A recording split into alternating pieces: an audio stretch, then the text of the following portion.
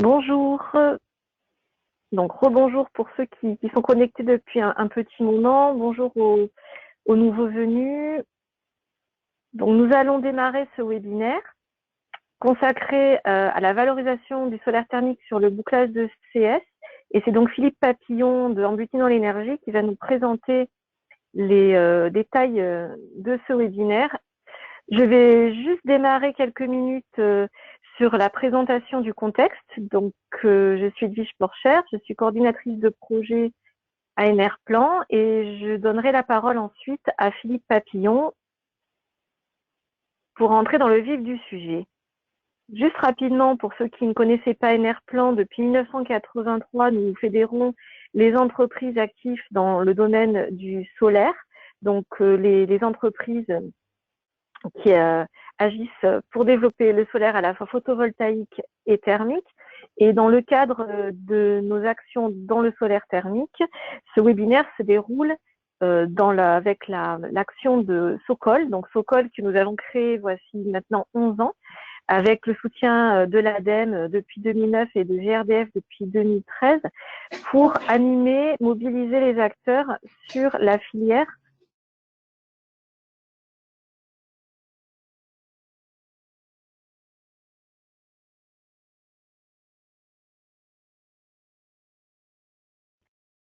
par rapport à ça. Donc aujourd'hui, nous avons près de 3000 membres. Si vous n'êtes pas encore membre, vous pouvez le devenir très rapidement, c'est gratuit. L'idée, c'est de fédérer un maximum de personnes de la chaleur solaire collective. Et donc, vous pouvez évidemment vous renseigner via le site Sokol. Les missions de Sokol sont de créer des outils, de diffuser ensuite ces outils qui permettent de respecter les bonnes pratiques et évidemment aussi de donner les clés pour réussir son projet en solaire thermique collectif. Donc à la suite de toutes ces actions qui ont été menées par les experts du collectif Sokol, nous avons aujourd'hui une série d'outils, une véritable boîte à outils pour accompagner tous les acteurs qui veulent s'impliquer dans des projets de chaleur solaire collective qui sont disponibles sur le site Sokol. Et sur la partie amont, nous travaillons aussi avec les organismes de qualification et de formation pour établir une cohérence aussi justement entre ces bonnes pratiques et les professionnels, la façon dont les professionnels sont formés ensuite sur le terrain. Donc j'ai mentionné rapidement le site Sokol sur lequel vous trouvez toutes les informations qui sont nécessaires, tous les outils, l'accès à des logiciels de dimensionnement ou de prédimensionnement, voilà, des guides techniques, des exemples d'installation, des vidéos exemplaires d'installation, des retours d'expérience. Donc n'hésitez pas, pour ceux qui ne connaissent pas encore ce site, à vous y connecter.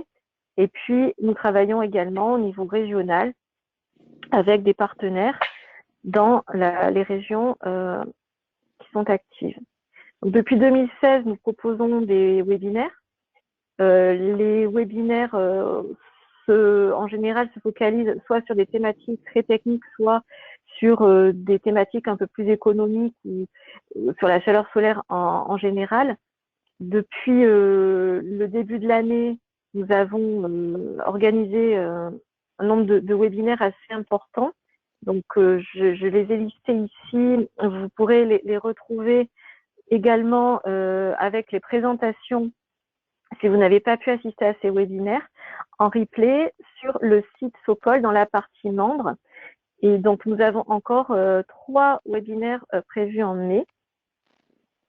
Donc, en particulier, si vous êtes intéressé sur la partie technique, nous avons le dimensionnement en eau technique et également des dimensionnements sur des applications un peu spécifiques du solaire thermique et puis de manière un peu plus générale avec la FNCCR sur la chaleur solaire. Les éléments qui vont vous être présentés aujourd'hui au niveau de ce webinaire peuvent aussi se retrouver en partie dans le nouveau livret Sokol sur le bouclage qui vient d'être mis à jour justement en se basant sur les travaux de Philippe Papillon. On y retrouve également les nouveaux schémas et dont le schéma fond chaleur bouclage de 2020 Donc, de la même manière, n'hésitez pas à le télécharger à partir du site Sokol. Il est dans la partie conception du site Sokol. Donc, vous voyez que sur le site, vous retrouvez des boutons spécifiques, formation, avant-projet, conception, réalisation, etc. Et donc, si vous cliquez sur le bouton conception, vous aurez accès au livret bouclage 2020. Et enfin, donc, comme je l'ai précisé tout à l'heure, vous pouvez rejoindre la communauté Sokol. Pour cela, il vous suffit de cliquer sur le bouton rejoindre sur la page d'accueil du site Sokol et de remplir simplement vos coordonnées.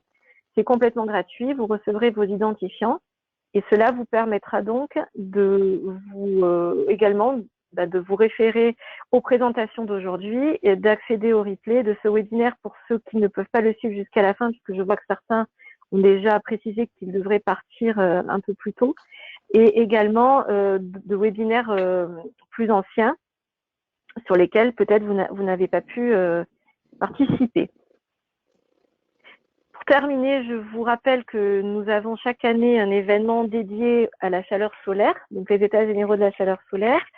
Originellement, ils étaient prévus en juin, ils ont été reportés en septembre, donc le 29 septembre à Marseille. Là aussi, n'hésitez pas à revenir vers nous si vous souhaitez plus d'informations sur cet événement. Voilà, je vais passer la parole à Philippe Papillon, puisque c'est lui qui va vous parler du sujet qui nous intéresse aujourd'hui. Et donc, nous allons lui passer l'écran afin qu'il vous présente les détails sur la chaleur collective et sa valorisation dans le bouclage ECS.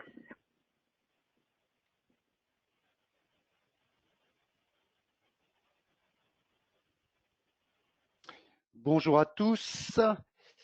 Donc moi, je vais vous présenter effectivement la valorisation du solaire thermique sur le bouclage sanitaire. Donc, voilà. Donc le solaire sur le bouclage sanitaire, c'est une idée qui est assez ancienne, avec toujours des moments où il y avait des pour, des contre, pour dans un objectif d'augmenter les performances, des contre en disant ça va générer de la complexité et donc du risque de défaillance. Donc un discours qui n'était pas très clair. Il y avait des contributions de Sokol qui existaient. Malheureusement, globalement, on avait un manque de retour pour pouvoir quantifier les gains potentiels, un manque de retour pour savoir quels outils utiliser pour dimensionner l'installation et obtenir les gains potentiels. Et puis, il y avait des éléments sur Sokol qui existaient sur les risques de mise en œuvre et des recommandations qui ont été complétées. Donc, dans ce cadre-là, il y a eu une étude qui a été menée pour le compte de l'ADEME, une étude que j'ai menée, qui a consisté en trois chapitres distincts, d'analyse de suivi d'installation d'une part, de modélisation d'autre part, et enfin de recommandations donc, qui ont été traduites dans le livret que mentionnait Edwige. Donc déjà, en préalable, je pense que il faut savoir un petit peu de quel périmètre on parle. Traditionnellement, en solaire thermique, on parle du F-sol, la fraction solaire ou le taux de couverture des besoins. Il faut savoir que le F-sol ne prend en compte les apports solaires utiles, donc la chaleur qui va sortir du ballon solaire, et va ramener cette chaleur solaire utile aux besoins en eau chaude sanitaire, c'est-à-dire le nombre de litres d'eau qui ont été consommés au point de puisage. Et que le F-sol ne prend pas en compte l'application bouclage sanitaire et les consommations énergétiques liées à ce bouclage sanitaire. Donc, pour mieux prendre en compte l'aspect bouclage sanitaire et avoir une meilleure réalité des choses, vaut mieux faire appel à l'indicateur EFSA, ou taux d'économie d'énergie, où là, globalement, on va prendre en compte les apports solaires qu'on va ramener par rapport à l'ensemble des besoins en énergie qu'on va pouvoir avoir au-delà des apports solaires, c'est-à-dire les besoins pour l'eau chaude sanitaire, les besoins pour la boucle de distribution et également les pertes de stockage du ballon d'appoint. Donc, typiquement, on le verra après, mais en général, quand on consomme 1 kWh pour chauffer l'eau, on consomme 1 kWh pour la maintenir chaude. Donc, ce qui veut dire qu'on a des besoins au niveau des pertes de distribution qui sont du même ordre de grandeur que les besoins en eau chaude sanitaire. Et la différence au niveau de ces deux indicateurs, si on prend cette hypothèse-là, c'est que tout simplement, quand on va avoir un F-sol qui va être à 50%, un taux de couverture solaire à 50%, in fine, on va avoir un taux d'économie d'énergie qui va être à 25%, puisque on va étendre le périmètre. Et ça a pu être par le passé source d'incompréhension entre certains acteurs et notamment les maîtrises d'ouvrage et aussi les exploitants. Donc, si je reviens sur les pertes de distribution, globalement, on a des pertes qui sont en moyenne équivalente aux besoins ECS, comme je le disais. Plus généralement, c'est compris entre 50% des besoins d'ECS et 2 fois les besoins d'ECS, voire plus dans certains cas spécifiques. Et une caractéristique de ces pertes de distribution par rapport aux besoins d'ECS, c'est que c'est relativement constant au cours de l'année. Donc voilà, le ratio simple à retenir, c'est 1 kWh d'énergie pour chauffer l'eau, implique généralement 1 kWh pour maintenir cette eau chaude jusqu'à son point de distribution. Donc, pour revenir plus spécifiquement sur l'aspect solaire, on a dans un premier temps analysé des installations solaires thermiques qui avaient été conçues pour pouvoir participer au réchauffage du bouclage sanitaire. Au global, on a eu à peu près une dizaine d'années de suivi pour 6 installations différentes. Donc, comme dans tout suivi de performance, et notamment là où on voulait tirer des règles générales, on a des limites sur ces analyses de suivi. Dans certains cas, des doutes sur la qualité de mesure, et notamment, j'y reviendrai sur la mesure du bouclage sanitaire, qui n'est pas très, très simple. On avait des installations avec des occupations temporaires, donc là, difficile d'en tirer des généralités. Et on avait aussi pas mal d'installations qui avaient été dimensionnées uniquement sur le besoin de CS, donc avec les règles de l'art qu'on utilise jusqu'alors, ce qui fait que ces installations sont dimensionnées uniquement sur le besoin de CS, attaquer en plus les besoins de distribution ne permettait pas de mettre en évidence des gains significatifs ou pas. Mais je vais quand même vous présenter une installation qui, elle, avait été dimensionnée dans un objectif de pouvoir attaquer les pertes de distribution. Donc, c'est une installation qui s'appelle Terra Lumina, qui est à Marseille. Le maître d'ouvrage, c'est Logirem. Donc, cette installation de production d'eau chaude sanitaire, elle est destinée à 25 logements et elle comporte 41 mètres carrés de capteurs avec à peu près 2700 litres de stockage solaire. Et le suivi de performance, il a été réalisé par Arnaud Sarzac de SolarSed. Donc, que nous enseignent les résultats obtenus sur cette installation? Et bien que globalement, on a à peu près, on retrouve un peu notre ratio 50 sur les besoins de CS, 50 sur les pertes de distribution. Là, on est un petit peu plus sur les pertes de distribution. Qu'au niveau de l'énergie consommée, on va être sur un taux d'économie globale de 49%. Le solaire va contribuer à hauteur de 36% sur les pertes de distribution. Et on a un petit QECS de 57,8 kWh par mètre cube. Donc, le petit QECS est en général l'indicateur préféré des exploitants. Donc, une contribution significative, ce qui permettait de montrer la pertinence de cette solution technique. Donc, au-delà de l'analyse des suivis, l'objectif, ça a été, en vue d'établir un petit peu ces règles, de mener une analyse plus théorique au travers de la modélisation avec 4 schémas spécifiques, de comparer les différentes solutions entre elles et par rapport à une solution de référence, de mener une analyse technico-économique et, in fine, de généraliser et de proposer des recommandations. Donc, c'est ce que je vais vous présenter maintenant.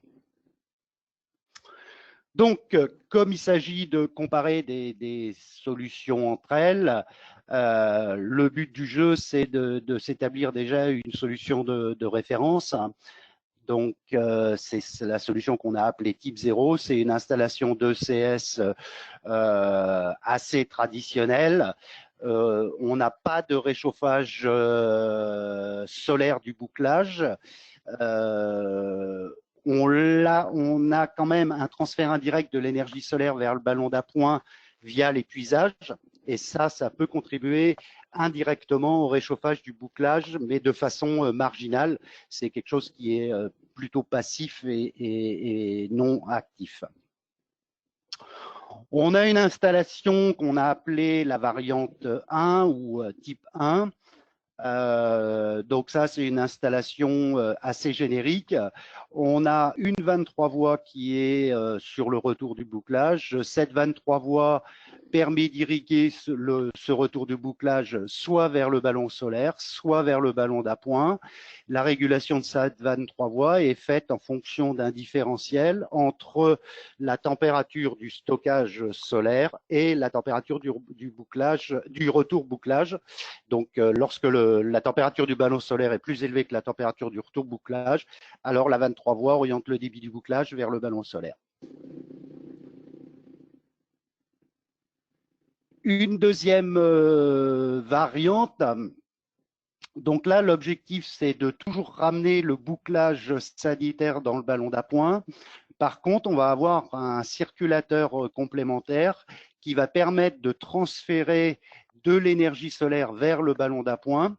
C'est un circulateur d'homogénéisation. Lorsque la température du ballon solaire est plus élevée que la température du ballon d'appoint, alors le circulateur est mis en service et on transfère comme ça, de façon active, l'énergie solaire vers le ballon d'appoint. Troisième variante étudiée, là on part sur une installation en eau technique. Donc c'est une installation qui est similaire à l'installation Terra Lumina dont on a vu les résultats de suivi. Une production donc eau technique à la fois pour le stockage solaire et pour le stockage à point. Une production d'ECS en instantané. Un petit échangeur dédié pour le bouclage sanitaire et donc un ballon biénergie. Quatrième typologie d'installation, là on va avoir le stockage solaire en eau technique, un stockage à point en eau sanitaire et également la 23 voies sur le retour du bouclage qui est associée également à une 23 voies sur le circuit de charge solaire de façon à stratifier activement le ballon solaire. Donc voilà la typologie des installations qu'on a pu prendre en compte et pour mener cette étude, on a fait référence au logiciel Transys dont on a les détails avec quelques caractéristiques principales, 3 climats H1, H2, H3, Lille, Nantes, Marseille, un puisage de 4000 litres par jour, un profil type habitat. Des pertes de distribution qui correspondent à 50, 100 ou 200% des besoins ECS, sur une large surface de capteur de 40 à 140 mètres carrés et puis un stockage en base à 4000 litres avec des variantes plus élevées en termes de volume.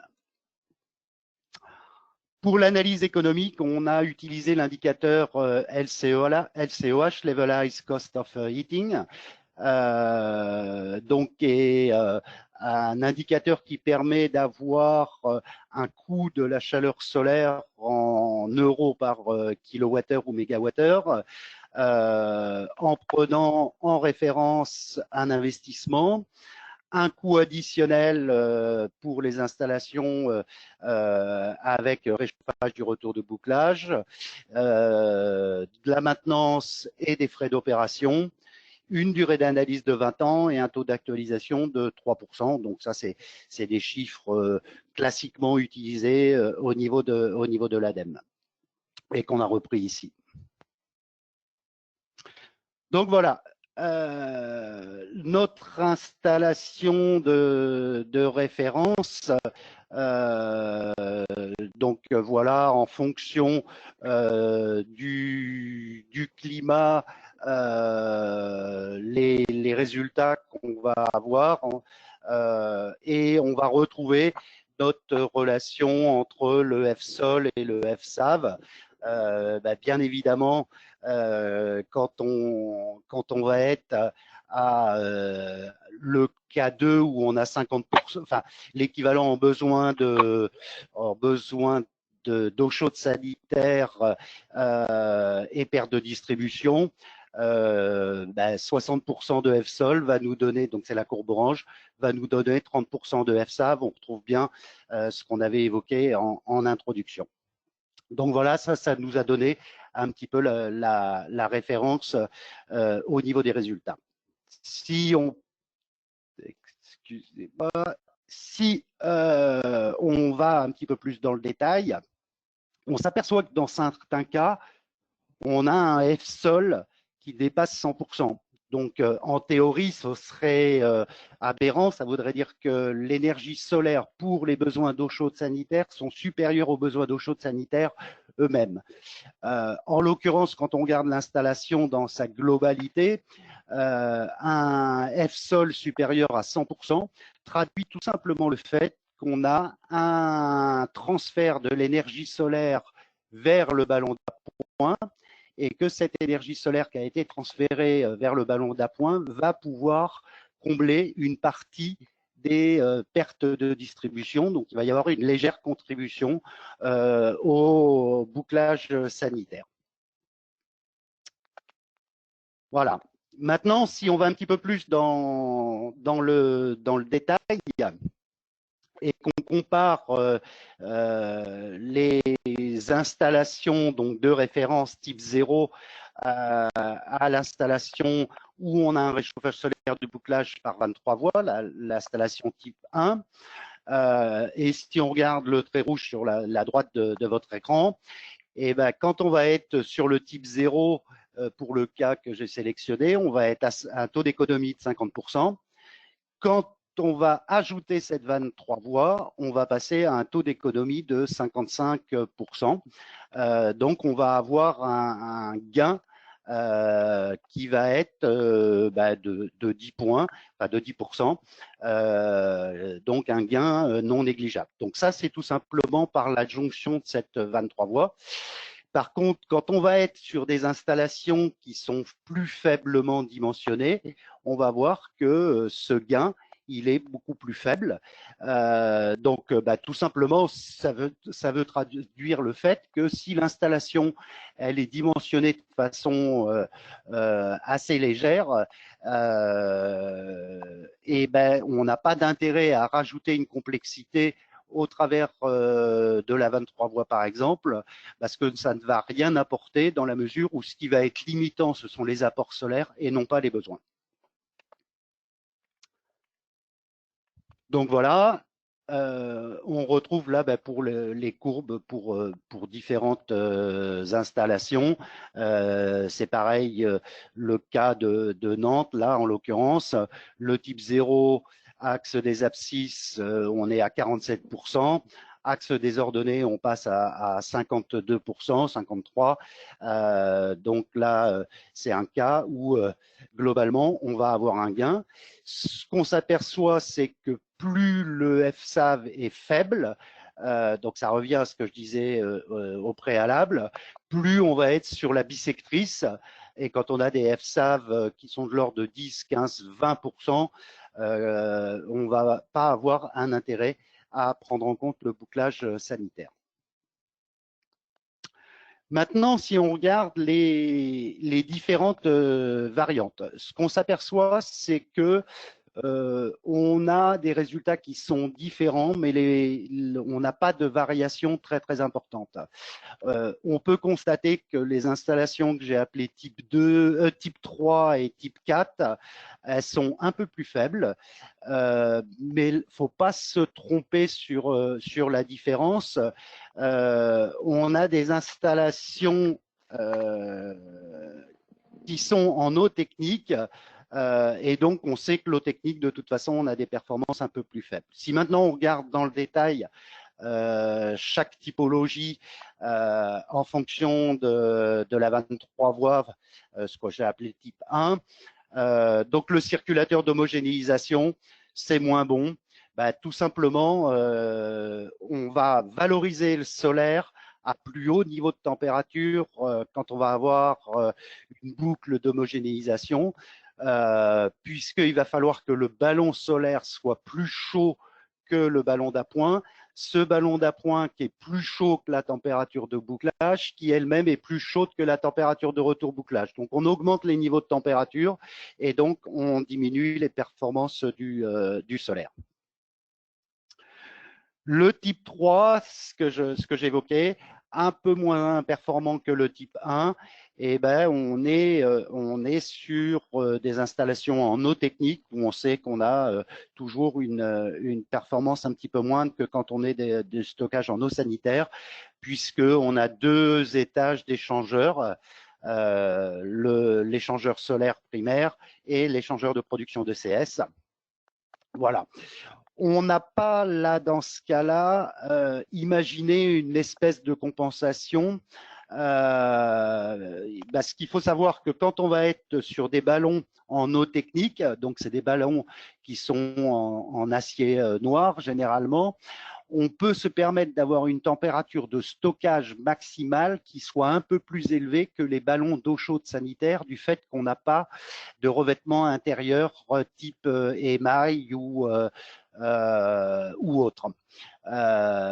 Donc, ce qu'on va risquer de perdre, ce qu'on peut perdre par la limitation de température sur un ballon d'eau chaude sanitaire, on peut le regagner avec ce ballon en acier noir. Donc, il y a un gain qui peut se faire et ça, on ne l'a pas pris en compte dans l'étude menée là. Voilà, eau morte sur ballon solaire, ben, on a également des performances un petit peu moindres également. Donc, s'agissant de, comme on a des besoins qui sont plus importants, puisque si on assimile les pertes de bouclage à des besoins à satisfaire par l'énergie solaire, on double globalement le potentiel. L'intérêt d'augmenter le stockage pouvait se manifester, donc on a tenté de le vérifier. Globalement, l'impact il est limité et donc il y a peu d'intérêt à augmenter la taille du stockage. Ça a peu d'impact sur le FSAV. Voilà. Donc, globalement, sur cette étude et les principaux éléments de synthèse, à surface de capteur identique, on a un gain sur le FSAV qui est compris entre 0 et 13 points en fonction du climat, du dimensionnement de l'installation, de la consommation d'énergie du bouclage. On n'a pas de gain lorsque le FSAV de la solution de référence est faible, donc typiquement 20 à 30%. Le circulateur d'homogénéisation est moins performant que la 23 voies sur le retour de bouclage. Type 3 et 4, c'est des performances un petit peu moindres que la 23 voies, mais on l'a expliqué, la raison est principalement liée à l'eau technique et on a un impact limité de l'augmentation de la capacité de stockage. Donc maintenant, au niveau de l'analyse technico-économique. Donc là, si on prend la comparaison du coût de la chaleur solaire en intégrant le réchauffage du bouclage sanitaire, pour le cas mentionné où on est à Nantes avec les besoins de CS du même ordre de grandeur que les pertes de distribution et une surface de 80 mètres carrés de capteurs, on a un impact positif sur le coût de la chaleur puisque globalement, on passe de 98 € du mégawattheure à 91. Donc, on a un impact à ce niveau-là. Et ce qu'on peut voir également, c'est que le mini du LCOH, il va se déplacer vers la droite lorsqu'on adjoint le réchauffage du bouclage, ce qui veut tout simplement dire qu'on peut se permettre d'avoir des surfaces de capteurs en plus et que ces surfaces de capteurs en plus vont contribuer à réduire le coût de la chaleur solaire. Ça, c'est tout simplement dû au fait que globalement, on attaque un besoin complémentaire. Donc, maintenant, quand on croise le LCOH, donc le coût de la chaleur et le taux d'économie d'énergie, et qu'on reprend ce même cas, et ben, en parallèle de la baisse du coût de la chaleur, on a eu une augmentation du taux d'économie d'énergie qui passe ainsi de 38 à 48% dans ce cas-là. Donc, in fine, on a un double gain, à la fois sur le LCOH, on diminue le coût de la chaleur solaire, ce qui veut dire que les installations solaires thermiques sont plus rentables, entre guillemets, mais en plus, on augmente la contribution du solaire à l'ensemble des besoins, enfin des consommations d'énergie du poste eau chaude sanitaire. Donc on a à la fois un gain pour le mètre d'ouvrage, un gain pour les émissions de CO2 et je dirais qu'il y a un troisième gain, c'est que ça peut permettre d'augmenter aussi les surfaces pour l'industrie du solaire thermique qui est plutôt en situation difficile globalement. Donc voilà, là si je prends un autre cas avec des pertes de distribution qui sont de 50% des besoins de CS. Donc, on a un gain de 3% sur le coût de la chaleur, un gain de 5 points sur le FSAV et globalement, l'optimum de surface de capteurs solaires passe de 80 à 90 mètres carrés. Ça fait une dizaine de pourcents de capteurs solaires en plus. On peut multiplier les références. Là, perte de distribution égale aux besoins de CS, gain de 9% sur le coût de la chaleur, gain de 13 points sur le FSAV, 30% de capteurs solaires en plus. L'île, on a, quelles que soient les stations météo, on s'aperçoit que on a un intérêt à avoir le réchauffage du bouclage.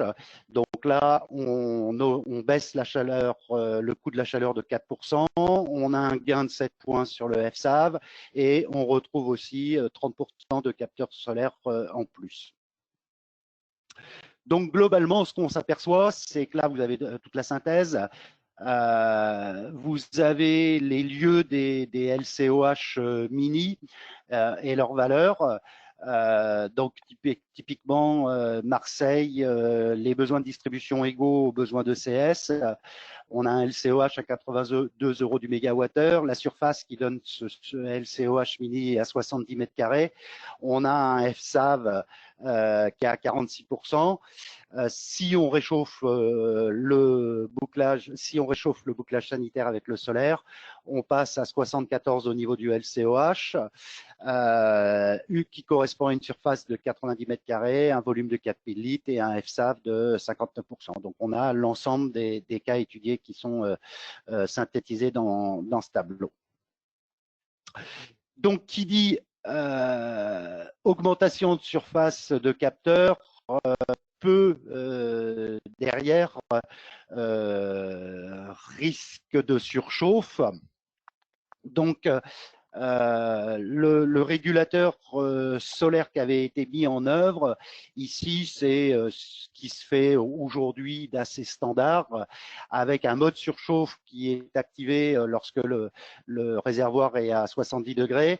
En gros, c'est de limiter l'énergie qui va rentrer dans le réservoir. Donc, on arrête le circulateur jusqu'à ce que le capteur monte en température aux alentours des 110 degrés. On le remet en service à vitesse réduite de façon à ce qu'il redescende à 100 degrés. Donc, on va transférer lentement de la chaleur et ainsi de suite. Et après, au-delà, on a un mode sécurité. Donc là, c'est comme le thermostat de sécurité d'un chauffe-eau électrique, ça arrête tout, ça met l'installation en sécurité lorsque la température du stockage elle atteint 90 ou la température du capteur 140. Donc, quand on dit augmentation de surface de capteur, on a voulu vérifier que l'impact il était faible sur les surchauffes.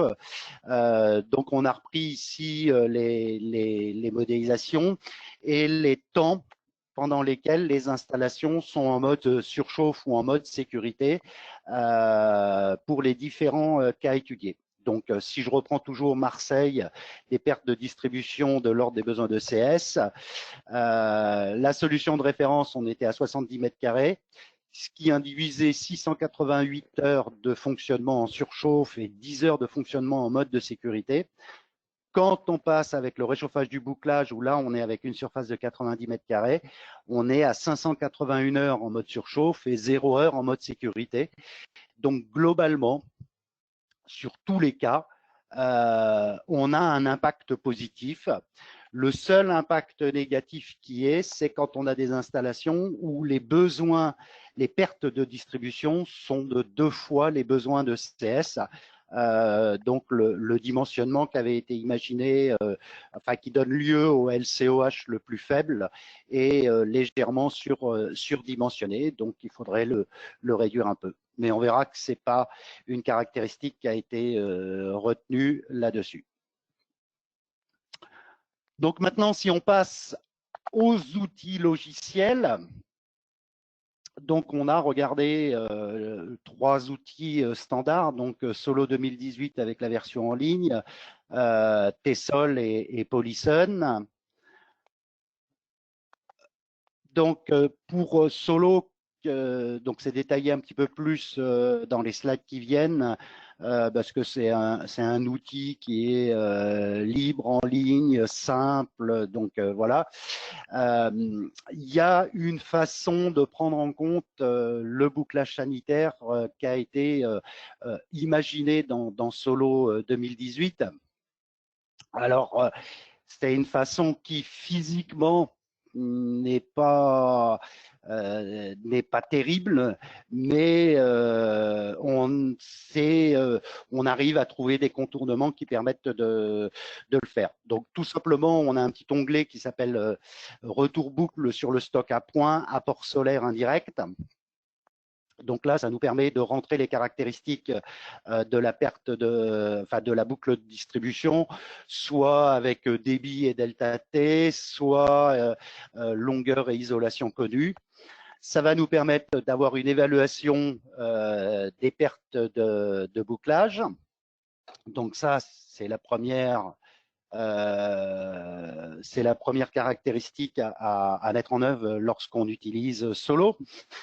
Et puis, il y a un deuxième petit paramètre qui s'appelle la température maxi du stock, donc que vous voyez surligné là.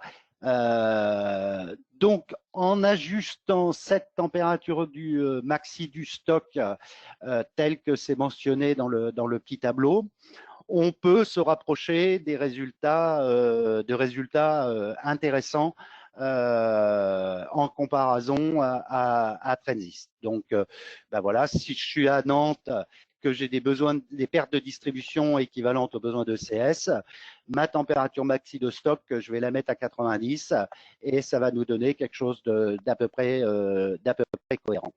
Donc, c'est une façon qui est, je dirais, numériquement satisfaisante, même si physiquement derrière c'est pas solide comme raisonnement. Mais au niveau des comparaisons, on le voit là, on a un accord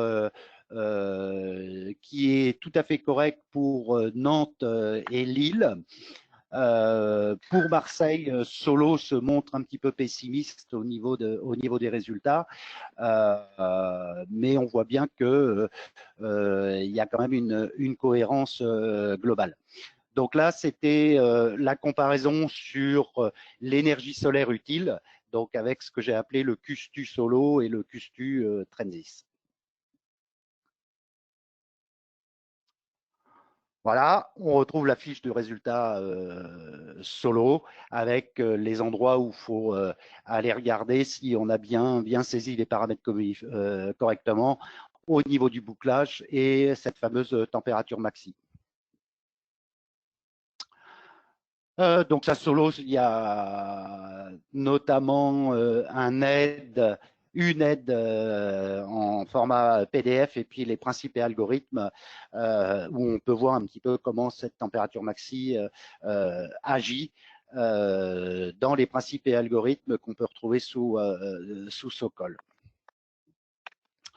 Donc maintenant, si je passe à Tessol, Tessol n'a pas de schéma standard qui permette de prendre en compte le retour de bouclage solaire.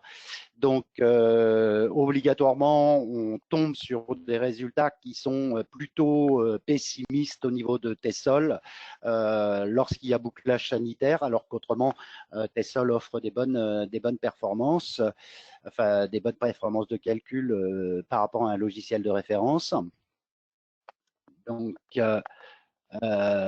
idem pour le type 3. Donc là, on a aussi pas la différenciation, pas la prise en compte correcte du bouclage. Donc, on est obligatoirement sur des résultats qui sont plus pessimistes sur Tessol. Voilà. Autre caractéristique, Tessol ne permet pas d'accéder directement à ce qu'on appelle l'énergie solaire utile, CUSTU, qui est cette énergie qui est utilisée par l'ADEME pour attribuer les aides dans le cadre du fonds chaleur. Donc en standard sur Tessol, on a l'énergie solaire qui a été injectée au ballon solaire et on a les pertes du ballon de stockage solaire. Donc, en gros, l'énergie solaire thermique utile, c'est la différence entre QSOL et les pertes. C'est la façon d'arriver sur le bon résultat. Polysun, donc Polysun, donc en version Polysun standard, il n'y a pas de schéma qui permette d'accéder directement à ça. Par contre, on peut dans la version designer modifier les schémas pour avoir des installations qui se rapprochent. Donc, c'est ce qu'on a fait dans ce cadre-là. Là, c'est la 23 voies sur le retour de bouclage. Polysun, c'est pareil, ne permet pas d'accéder à l'énergie solaire thermique utile. Donc, on a une comparaison qui est faite sur l'énergie solaire injectée au ballon de stockage. Et là, Polysun présente, lui, des résultats qui sont plutôt optimistes. Donc, on continue de travailler avec Polysun pour comprendre d'où ça peut venir. A priori, normalement, il n'y avait pas de raison. Donc, faut qu'on arrive à trouver d'où viennent ces différences.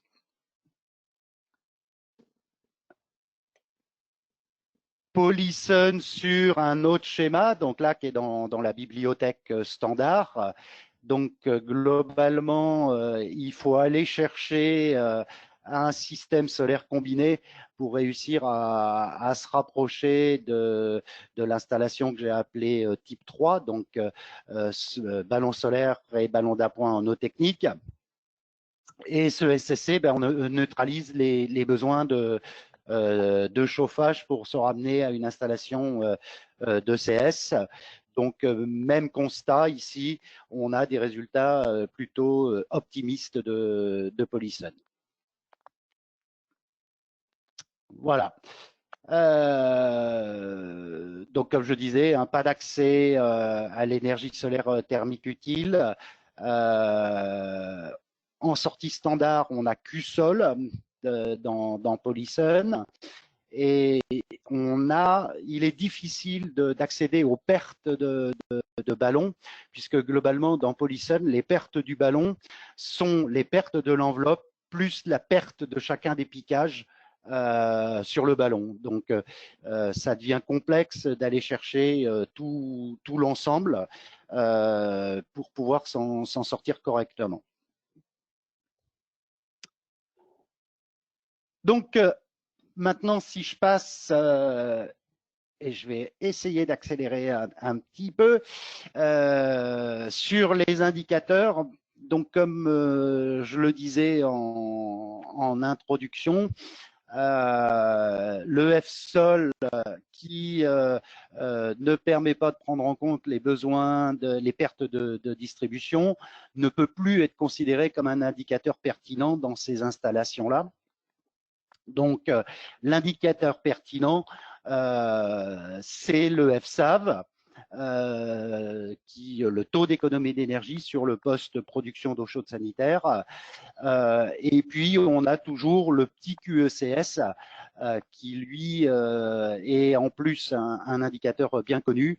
Donc là, le petit QECS, on prendra les consommations d'appoint net divisé par le volume d'eau chaude sanitaire puisée.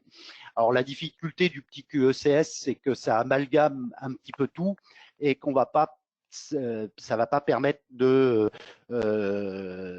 savoir si c'est le solaire qui va avoir apporté beaucoup ou peu, ou si c'est les pertes de distribution qui sont importantes ou pas. Donc, la difficulté de ce petit indicateur, c'est un indicateur global de la performance de la production de CS, mais ça ne permet pas de distinguer les différents éléments. Donc,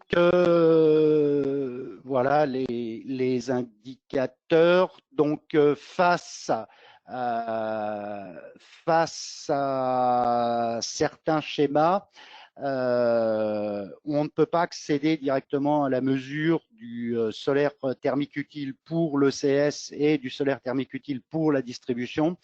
Donc, à ce moment-là, on peut considérer que la somme de ces deux termes est de l'ordre de 90% de l'énergie solaire qui a été injectée dans le ballon solaire. Ça, c'est une façon relativement simple de faire, qui est un petit peu pessimiste.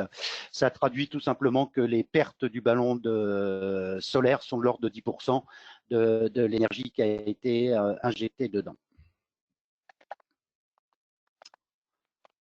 Voilà, maintenant si j'en viens au point de vigilance et sur le dimensionnement et la mise en œuvre, donc les pertes de bouclage, donc on a décidé dans le cadre l'ADEME a décidé de retenir des chiffres de l'ordre où les pertes de distribution sont de l'ordre de 60% des besoins de CS pour les immeubles neufs et de 100% des besoins de CS pour les immeubles existants. Donc ça, c'est une valorisation qui peut être faite. Donc ça, c'est tout simplement de dire que sur les immeubles neufs, il faut d'abord travailler sur la distribution et d'avoir un réseau de distribution le plus performant possible pour limiter au maximum les pertes de bouclage. Donc voilà. Par rapport à ça, on va dimensionner la surface de capteurs solaires en augmentant la surface par rapport à la même installation où la perte de distribution ne serait pas prise en compte, et on va l'augmenter de 10% avec des pertes de distribution modestes et de 30% avec des pertes de distribution égales aux besoins de CS. Le volume de stockage, on va le maintenir à l'identique.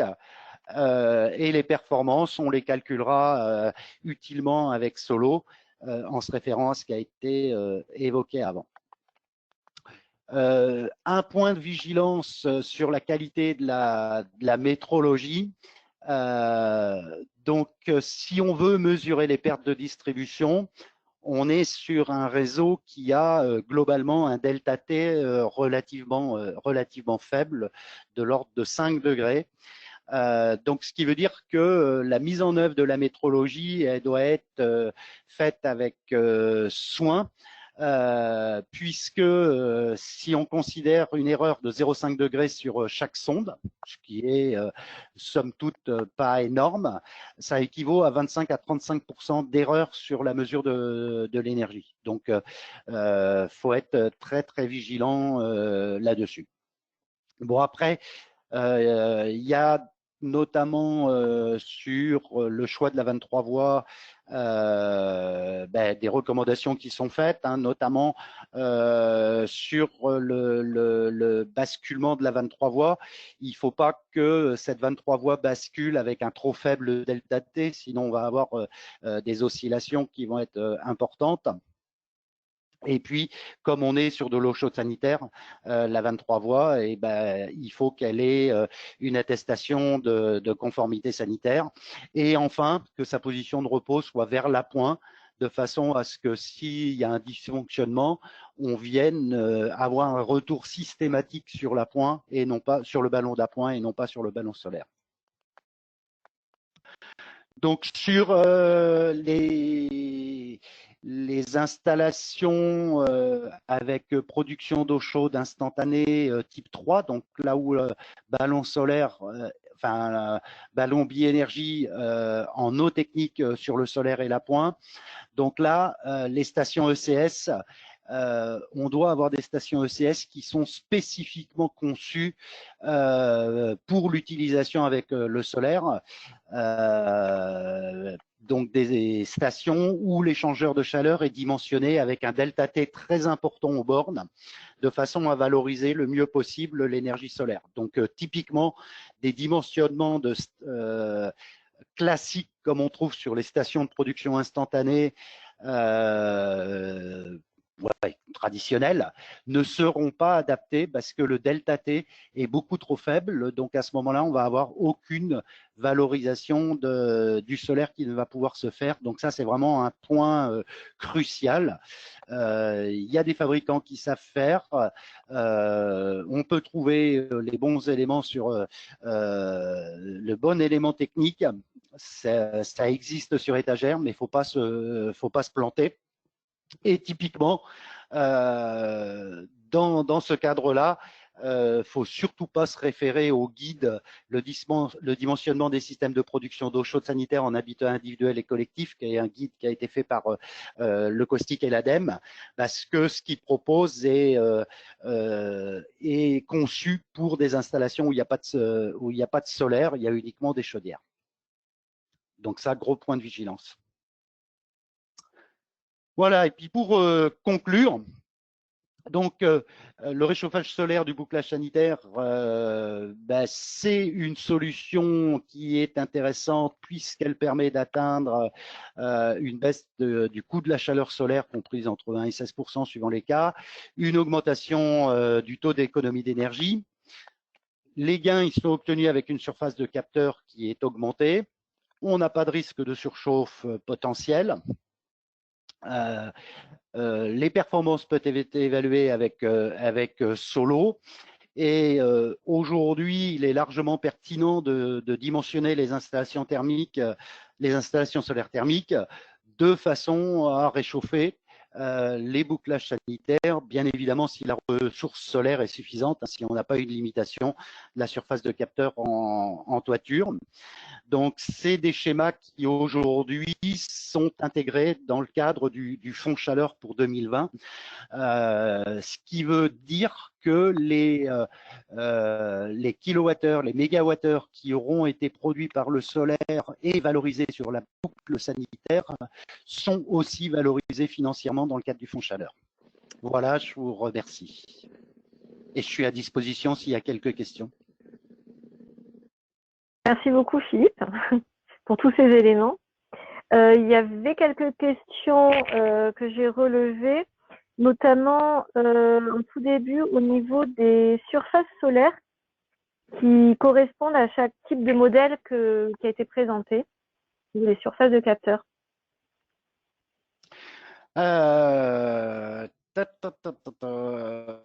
Alors,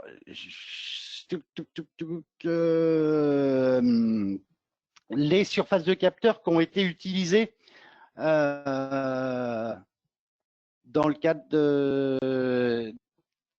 Alors, j'ai pas compris correctement la question. Pour chaque type qui a été présenté, quelles ont été les surfaces de capteurs pour chaque étude, en fait, pour chaque cas étudié? Les surfaces de capteurs, elles ont varié. Il y a eu énormément de simulations qui ont été faites. La plage de variation de la surface de capteur, ça a été de 40 à 140 mètres carrés.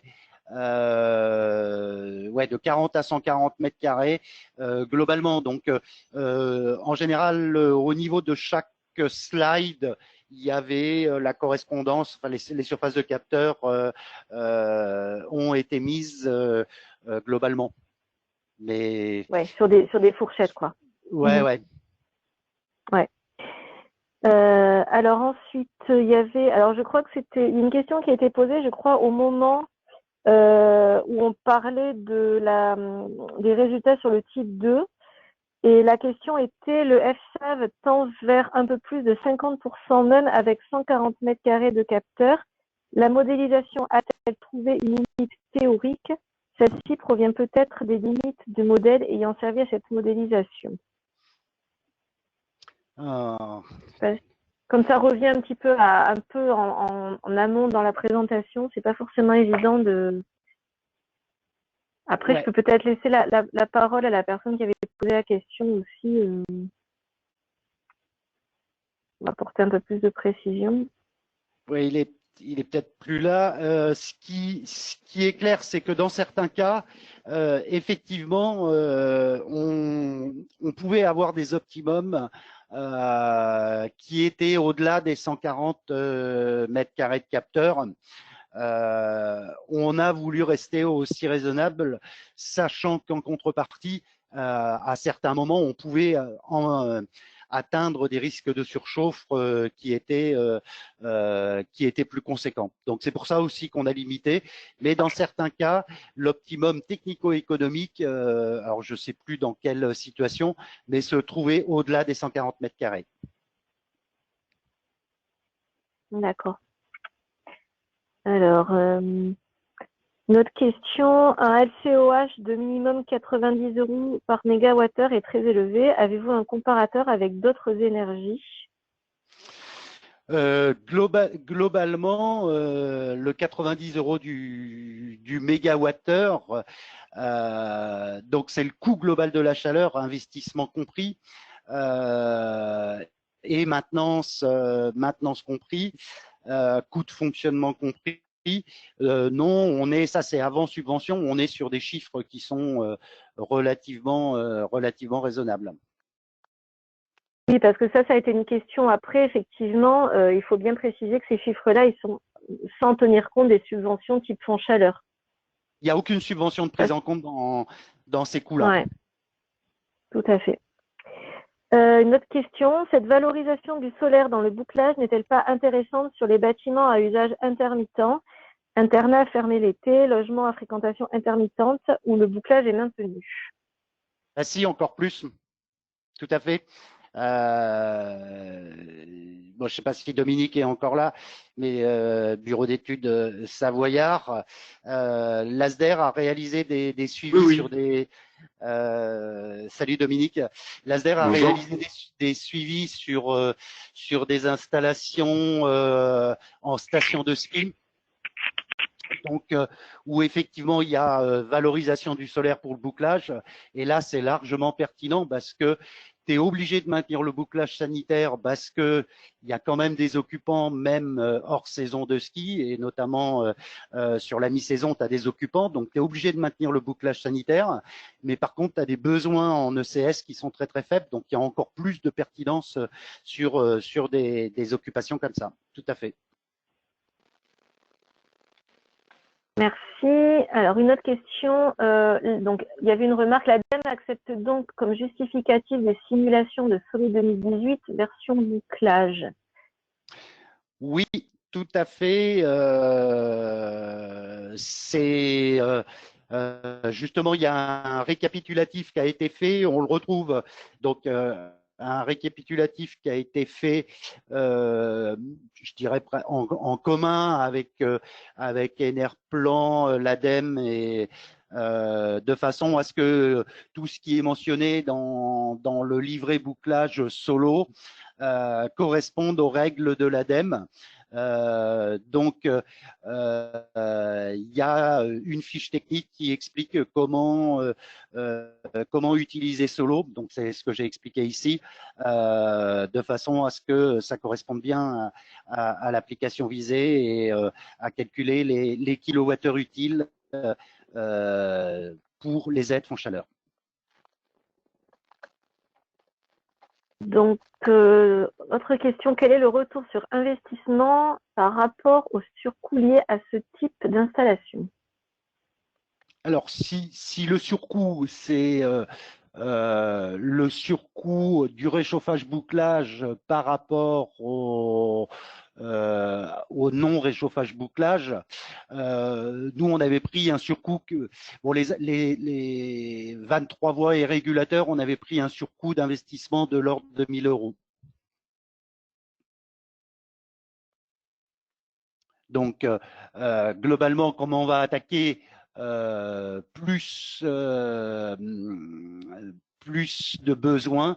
Le temps de retour brut, je l'ai pas calculé, mais il n'est pas élevé puisque tout en augmentant la surface de capteur, on parvient à baisser le coût de la chaleur. Donc, le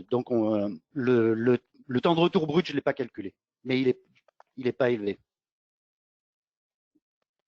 Il y avait une remarque de Jean-Paul Luneau. Doit-on aussi préciser qu'une orientation et inclinaison optimum sont cruciales pour avoir un rendement important à des niveaux de température de 50 à 70 degrés? Oui, bah ça c'est comme à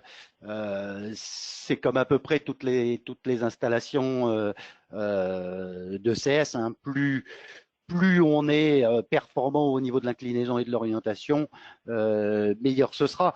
Mais justement, comme au niveau de Solo, on peut prendre en compte ça. On peut directement le voir au niveau de ces simulations. Et ça rejoint un peu la question d'après, en station de ski, on a intérêt aussi à mettre les capteurs en position verticale pour l'hiver et éviter la surchauffe l'été. Voilà. Même, tout à fait. Une question qui concernait le LCOH aussi. Est-ce que les consommations électriques des circulateurs supplémentaires ont été intégrées ou pas dans l'analyse en LCOH? Donc, globalement, alors circulateur supplémentaire dans la solution, ce que j'ai appelé type 1 avec 23 voies, il n'y en a pas. Il n'y a pas de circulateur supplémentaire. Ceci dit, on a pris un coût d'exploitation et de maintenance qui était proportionnel à l'investissement. Donc, comme l'investissement est un tout petit peu plus élevé, ce coût a été, enfin, il y a un coût de fonctionnement qui est un peu plus élevé aussi. Oui, c'était forfaitairement Ouais, c'était calculé, forfaitaire. quoi. Oui, oui. Ouais. Très bien. Je ne vois pas d'autres questions. Quelles sont les solutions pour s'assurer du bon fonctionnement de la 23 voies au cours du temps? Les solutions, c'est déjà au niveau de la sélection du matériel, d'avoir du matériel de qualité, des vannes 3 voies qui peuvent être le moins fuyardes possible, et puis lors des opérations de maintenance, de s'assurer que le fonctionnement il est correct de la vanne 3 voies. Une vanne 3 voies qui sera fuyarde, on le verra notamment au fait que on aura une température qui reviendra vers le ballon solaire, qui peut être élevé même si le ballon solaire est encore bas en température. Donc ça, c'est des contrôles à vérifier. S'il y a des soucis de motorisation, ben justement, le fait que la position de repos soit sur le ballon d'appoint permettra d'éviter ça.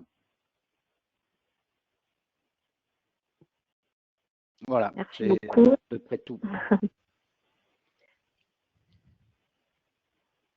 Là, je vois pas d'autres questions. Ah, si. Oh.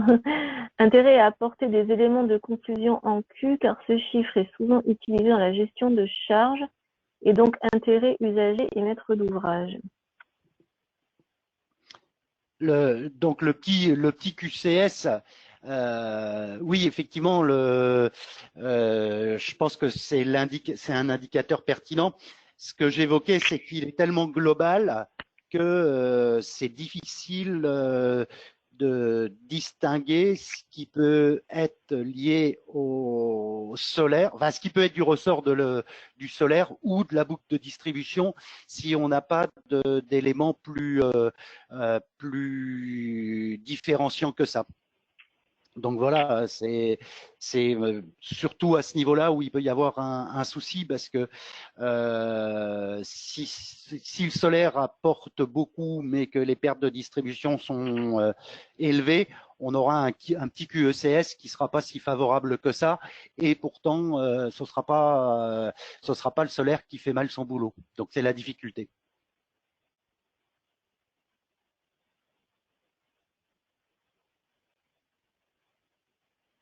Très bien. Voilà, voilà. Merci.